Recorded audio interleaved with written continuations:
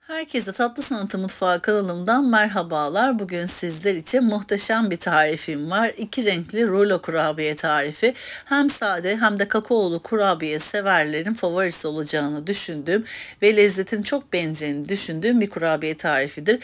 Üstelik göze hitap eden, sunum masalarınızı şenlendirecek, misafirlerinize şık görseliyle ikram edebileceğiniz muhteşem bir kurabiye.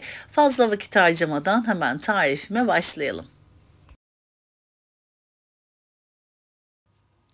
Öncelikle bir çay bardağı sıvı yağımızı uygun bir kabımızın içerisine alalım.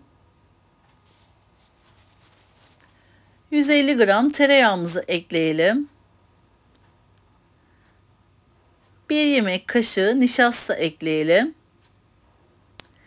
1 adet yumurta ekleyelim.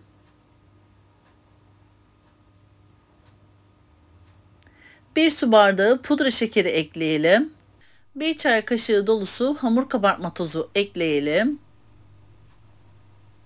Ve spatula yardımıyla bu malzemelerimizi önden karıştıralım. Karışımımızı tamamladıktan sonra 3,5 su bardağı un ekliyorum. Kullanmış olduğum su bardağı ölçüm 200 mililitredir. Lütfen ununuzu kontrollü bir şekilde ekleyin. Çünkü her kurabiye tarifinde söylediğim gibi yumurtanın büyüklüğüne veya küçüklüğüne göre unun miktarı değişkenlik gösterebilir. Bu aşamada 3,5 su bardağı un ekledim. Elimle hamurumu yoğurduktan sonra hamurum biraz cıvık olduğu için yarım su bardağı un daha ekliyorum. Toplamda 4 su bardağı un kullanmış oldum. Şimdi kurabiye hamurum hazır. Ele yapışmayan yumuşacık kıvamlı bir kurabiye hamuru hazırlayalım. Gördüğünüz gibi yumuşacık bir kurabiye hamuru oldu. Şimdi kurabiye hamurumu tam ortadan ikiye böleceğim. Yarısını kakaolu, yarısını da sade olarak hazırlıyorum. Şimdi kakaolu kurabiye hamurumun içerisine 1 yemek kaşığı dolusu kakaomu ekliyorum. Elimle güzelce yoğuruyorum.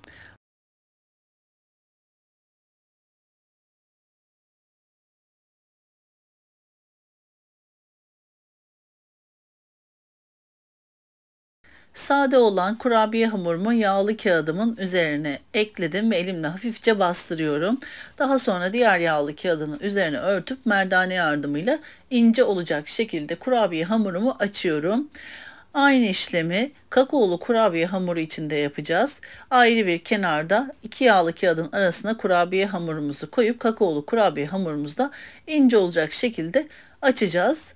Ben bu işlemi 2 defa yaptım. Dilerseniz bir kere yapıp büyükçe bir beyaz sade kurabiye hamurunu açabilirsiniz. Aynı şekilde kakaolu kurabiye hamurunu da tek seferde açabilirsiniz. Ya da benim yaptığım gibi daha küçük minik lokmalık kurabiyeler olmasını istiyorsanız daha ince bir rulo hazırlamak için bu kurabiye hamurunu ikiye bölüp o şekilde yapabilirsiniz. Hem böylelikle daha orta boyda iki renkli rulo kurabiyeler elde edebilirsiniz ama tek seferde açarsanız daha büyük boyutta rulo kurabiyeler elde edersiniz. Şimdi ilk sade kurabiye hamurumu ince bir şekilde açtım. Hemen kakaolu kurabiye hamurumu da açıp üzerine kapatacağım. Kakaolu kurabiye hamurumu da aynı şekilde ikiye bölerek teker teker açıyorum. Bu aşamaları sizlere hızlandırdım ama her aşamasında görmek isteyen çoğunlukla takipçilerim olduğu için her detayını sizlerle paylaşmaya özen gösteriyorum.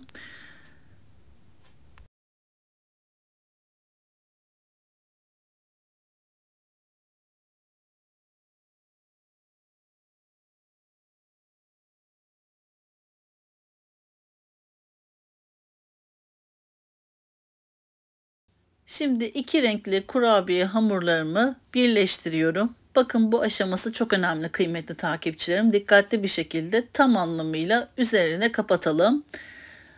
Kakaolu kurabiyemi sade kurabiyemin üzerine kapattım. Yağlı kağıdımı kaldırıyorum. Şimdi rulo olarak içe doğru saracağım. Ben iki şekilde yaptım. Birisi dış çizgisi sade kurabiye olarak, bir diğerinde alt tabanı kakaolu yapıp üstünü sade kurabiye yaptım. Yani dış çizgisi kakaolu oldu, iç çizgisi de sade oldu. Birazdan yaptıktan sonra daha iyi anlayacağınızı düşünüyorum. Yağlı kağıdımı tekrardan seriyorum ve merdane yardımıyla iki kurabiye hamurumu yapıştırıyorum. Biraz daha ince olacak şekilde açıyorum.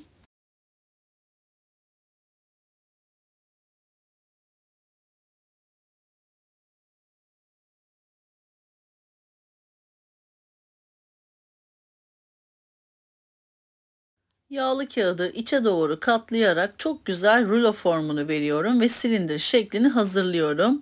Gördüğünüz gibi üst kısmını çok güzel, gayet pürüzsüz kıvamda oldu. Dışı sade, içi de kakaolu çizgi olacak şimdi bu kurabiyemizin. Kurabiye hamurumun uç kısımlarını bir bıçak yardımıyla düzlüyorum.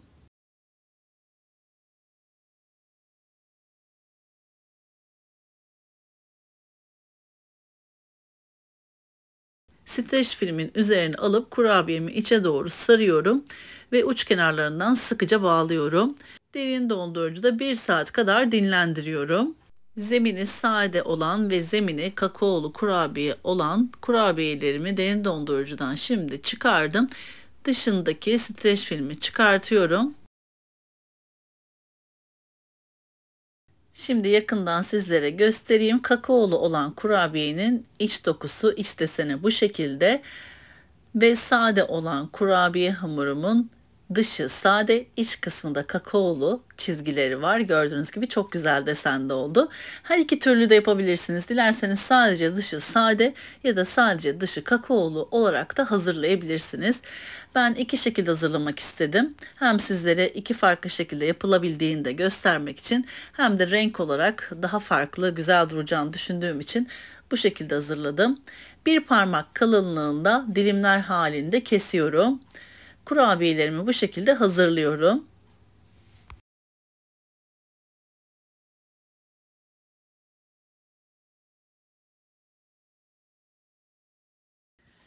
Kurabiyelerimi dilimleyip hazırladıktan sonra yağlı kağıt ile fırın tepsimin üzerine aralıklı bir şekilde diziyorum.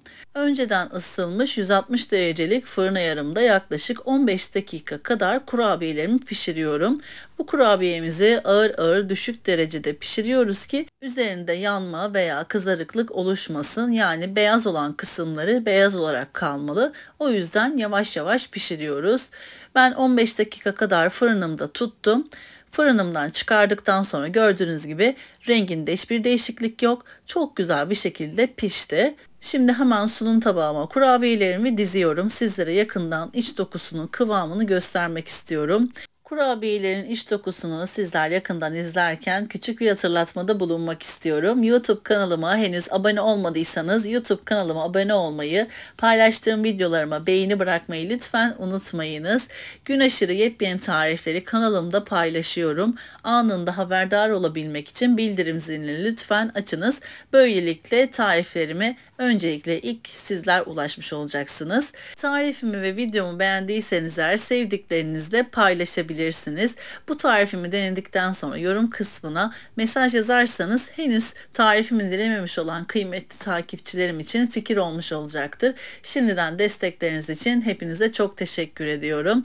Bir sonraki tarifimde tekrardan sizlerle görüşmek üzere. O zamana kadar kendinize çok iyi bakın. Hoşça kalın.